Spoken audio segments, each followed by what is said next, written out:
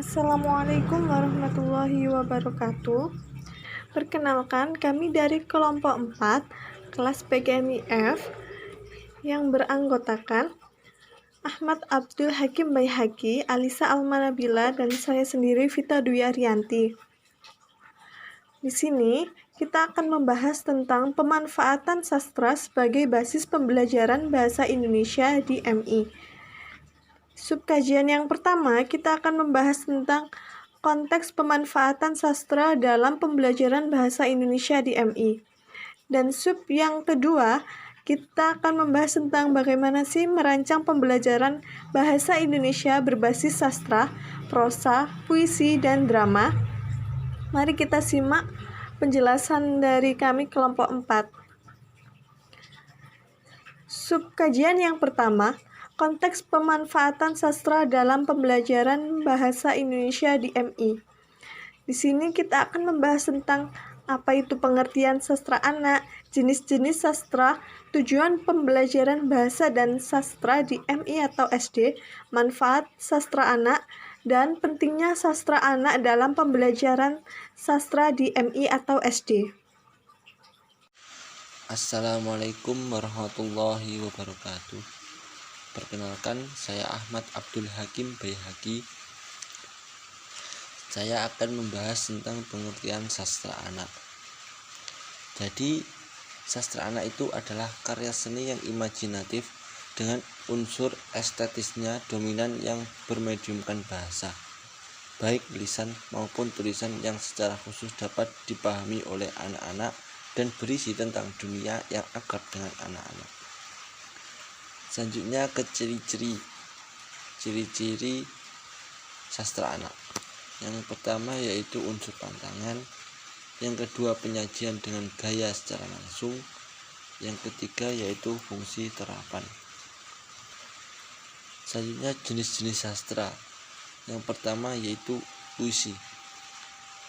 Puisi itu adalah sebuah hasil cipta yang berbentuk bait dan baris dengan memperhatikan pilihan kata, teknik, penulisan, dan aspek bunyi sebagai ungkapan pengalaman intelektual, emosional, dan imajinatif.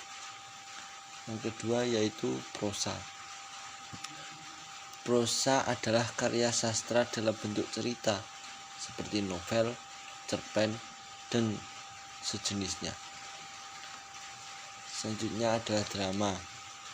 Drama itu adalah sebuah lakon atau cerita yang berupa kisah kehidupan dalam dialog dan lakuan tokoh berisi konflik manusia. Saya Alisa Almanabila akan menjelaskan tentang tujuan pembelajaran bahasa dan sastra di SD, manfaat sastra anak, dan pentingnya sastra anak dalam pembelajaran sastra di sekolah dasar. Tujuan pembelajaran bahasa dan sastra di SD. 1. Menumbuhkan kesenangan terhadap buku. 2. Menginterpretasikan literatur. Dan yang terakhir, mengembangkan kesadaran bersastra. Manfaat sastra anak. Manfaat sastra anak ada 3, yaitu 1. Memberikan dorongan untuk berlatih membaca secara interaktif. 2. Menjadi model dan inspirasi untuk menulis. Dan yang ketiga, sebagai alternatif sumber belajar. Pentingnya sastra anak dalam pembelajaran sastra di sekolah dasar, yaitu 1. Akan terbentuk kepribadiannya secara alamiah karena telah menyaksikan dan menikmati sastra. 2. Akan menjadi penyeimbang emosi dan penanaman rasa tertentu secara wajar. Selanjutnya, merancang pembelajaran bahasa Indonesia berbasis sastra. Merancang pembelajaran bahasa Indonesia berbasis sastra ada 3, yaitu 1. Puisi, 2. Drama, dan yang ketiga prosa. rancangan pembelajaran puisi, yaitu bahan ajar yang memenuhi kriteria sebagai bahan pengajaran, menggunakan metode dan teknik pembelajaran yang tepat. Dengan menggunakan metode discovery inquiry, yaitu metode pengajaran yang memungkinkan siswa terlibat secara aktif menggunakan proses mentalnya untuk menemukan beberapa konsep dan prinsip materi yang sedang dipelajari. Maka, guru dapat menggunakan teknik pembelajaran, misalnya dengan membaca puisi, menulis puisi, dan lain-lain. Assalamualaikum warahmatullahi wabarakatuh. Perkenalkan, nama saya Vita Dwi Ariyanti. Di sini saya akan menjelaskan tentang rancangan pembelajaran prosa. Yang pertama, guru harus menyediakan bahan ajar yang sesuai dengan kebutuhan peserta didik. Tingkat keterbacaannya yang mudah, artinya suatu bacaan atau prosa itu mudah untuk dipahami, dihayati, dicerna, dan dinikmati oleh peserta didik. Yang kedua, guru dapat menggunakan metode bercerita dan teknik pembelajaran yang tepat. Misalnya, anak-anak diminta untuk mendengarkan cerita dari audio atau video. Lalu, anak-anak diminta untuk menceritakan kembali isi cerita tersebut dengan bahasa mereka sendiri, atau dengan teknik peserta didik saling bertukar pengalaman antar satu peserta didik dengan peserta didik yang lain. Dengan demikian, pembelajaran akan terasa lebih menarik.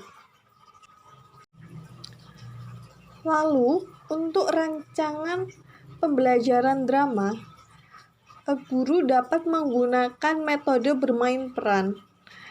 Teknik pembelajarannya misalnya bisa bermain boneka, bermain drama, atau menulis drama, dan lain-lain. Guru juga bisa menampilkan sebuah drama melalui video yang bisa dilihat bersama-sama. Selain guru memperhatikan metode dan teknik pembelajaran, guru juga memerlukan media pembelajaran untuk penunjang proses pembelajaran. Apa sih media pembelajaran itu? Media pembelajaran yaitu sesuatu yang bersifat menyalurkan pesan dan dapat merangsang pikiran, perasaan, dan kemauan peserta didik, sehingga dapat mendorong terjadinya proses belajar pada diri peserta didik. Contohnya, ada media pembelajaran berupa teks, audio, media visual, media proyeksi gerak, dan benda-benda tiruan atau miniatur. Sekian presentasi dari kelompok kami. Ada kurang lebihnya kami mohon maaf. Wassalamualaikum warahmatullahi wabarakatuh.